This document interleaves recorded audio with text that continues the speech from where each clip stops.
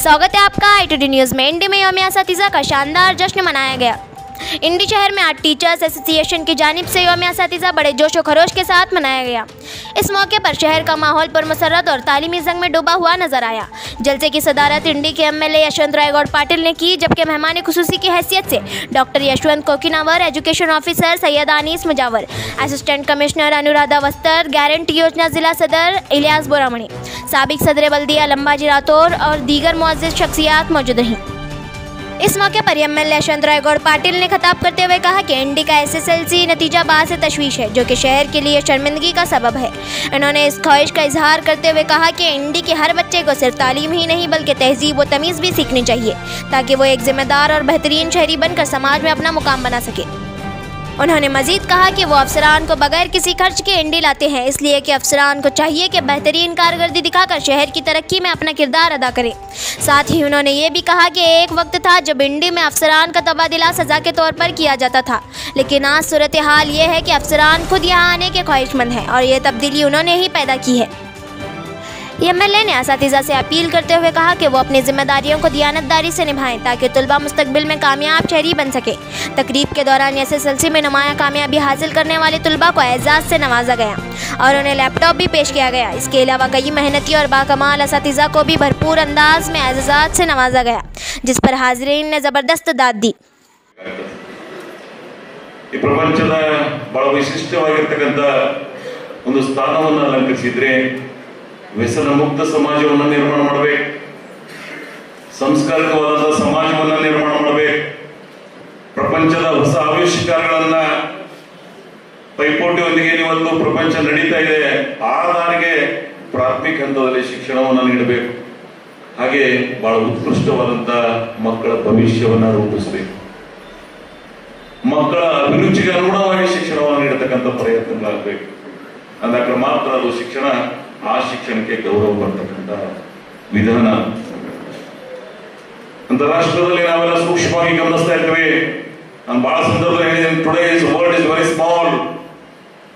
ಪ್ರಪಂಚದ ಯಾವುದೇ ಮೂಲೆಯಲ್ಲಿ ಏನು ನಡೀತದ ಅನ್ನೋದ ವೆರಿ ನೆಕ್ಸ್ಟ್ ಸೆಕೆಂಡ್ ನಮ್ಮ ಮಾಹಿತಿ ಬರ್ತಕ್ಕಂಥ ಈ ಕಾಲಮಾನದಲ್ಲಿ ನಾವು ಈಗ ಮಾತನಾಗ ಒಂದು ರೀತಿ ಇರಬೇಕು, ಮಾತನಾಗ ರೀತಿ ಇರಬೇಕು, ನೀತಿ ಇರಬೇಕು, ಒಂದಿಷ್ಟು ಪ್ರೀತಿ ಇರಬೇಕು. ಮಾತನಾಗ ಮತ್ತೇನಿರಬೇಕು, ಮತ್ತಿರಬೇಕು. ಮಾತನಾಗ ಮತ್ತಿರಬೇಕು, ಒಳಗಡೆ ಗಟ್ಟಿರಬೇಕು, ಒಂದಕ್ಕೊಂದು ಜತ್ತಿರಬೇಕು. ಮಾತ ಮಿತವಾಗಿರ್ಬೇಕ್ರಿ. ದೊಡ್ಡದಾರ ತಿಳ್ಕೊಂಡು ಕೊರಿಬಾರ್ದು, ಕೊರಿಯವ್ರನ್ನ ಕರಿಬಾರ್ದು. ಮಾತ ಮಿತವಾಗಿರ್ಬೇಕು, ಕೇಳಾಕ ಹಿತವಾಗಿರ್ಬೇಕು, ಮಾತಿನೊಳಗೆ ತೂಕಿರ್ಬೇಕು, ಇಲ್ಲ ಸುಮ್ಮನೆ ಕೂತಿರ್ಬೇಕು. ಮಾತು ಬೇರೆ ಮಾಡಬಾರ್ದು, ಮಾತು ಸಾಧನೆ ಮಾಡಬೇಕು. ಅಂತ ಸಾಧನೆ ಮಾಡಿದ ಇಂಡಿ ತಾಲೂಕಿನ ಸಮಸ್ತ ಶಿಕ್ಷಕರಿಗೆ ತಾವೆಲ್ಲರೂ ಸೇರಿ ಜೋರಾದ ಚಪ್ಪಾಳೆ ಕೊಡಿ. ಜೀವನದ ಅಮೂಲ್ಯವಾದಂತಹ ಕಾರ್ಯಕ್ರಮಗಳಲ್ಲಿ ಈ ಒಂದು ಕಾರ್ಯಕ್ರಮ, ಇಂಥ ಒಂದು ಕಾರ್ಯಕ್ರಮದ ವೇದಿಕೆಯಲ್ಲಿ ನಾನು ಅಚಿಂತರಾಗಿದ್ದು ಕಾರ್ಯಕ್ರಮವನ್ನು ವಿದ್ಯುಕ್ತವಾಗಿ ಉದ್ಘಾಟನೆ ಮಾಡಿ ಉದ್ಘಾಟಕರ ಮಾತುಗಳನ್ನಾಡಿ ಇದೇ ತಾನೇ ನಿರ್ಗಮಿಸಿರ್ತಕ್ಕಂಥ ಸನ್ಮಾನ್ಯ ಶ್ರೀ ಯಶವಂತ ಗೌಡ ಪಾಟೀಲ್ ಸರ್ ಅವರೇ, ಹಾಗೆ ಕಾರ್ಯಕ್ರಮದಲ್ಲಿ ಉಪಸ್ಥಿತರಿರ್ತಕ್ಕಂಥ ಕ್ಷೇತ್ರ ಶಿಕ್ಷಣಾಧಿಕಾರಿಗಳು ಆಗಿರ್ತಕ್ಕಂಥ ಮುಜಾವರ್ ಮೇಡಮ್ ರವರೇ, ಹಾಗೂ ವಿಭಾಗಾಧಿಕಾರಿಗಳಾಗಿರ್ತಕ್ಕಂಥ ಅನುರಾಧ ಮೇಡಮ್ ರವರೇ, ವೇದಿಕೆ ವಿಸ್ತಾರವಾಗಿದ್ದರಿಂದ ಅವರೇ ಇವರೇ ಎಲ್ಲರೂ ನಮ್ಮವರೇ, ಮುಖ್ಯವಾಗಿ ಎಲ್ಲ ಅಧ್ಯಾಪಕ ಮಿತ್ರರೇ, ನಿಮ್ಮೆಲ್ಲರಿಗೂ ಶರಣಾರ್ಥಿಗಳು.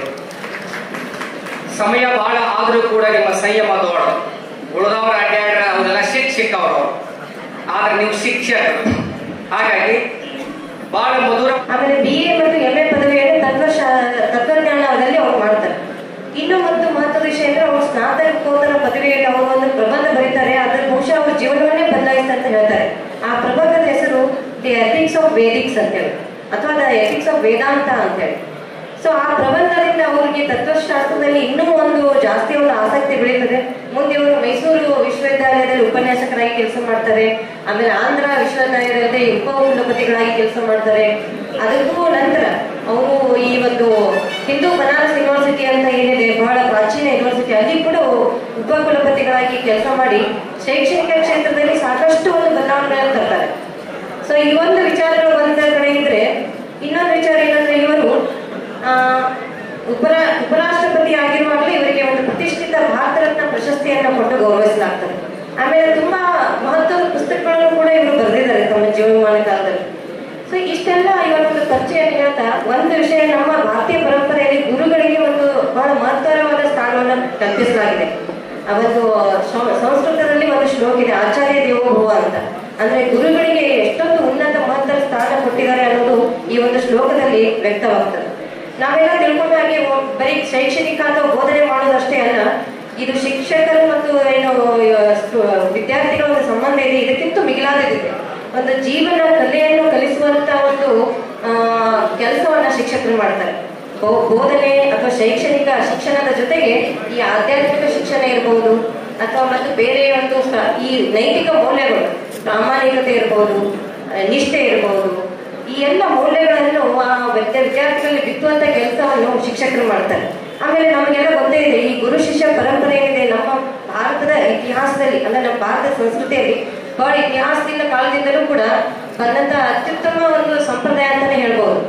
ಒಂದ್ ಎರಡು ಉದಾಹರಣೆಗಳು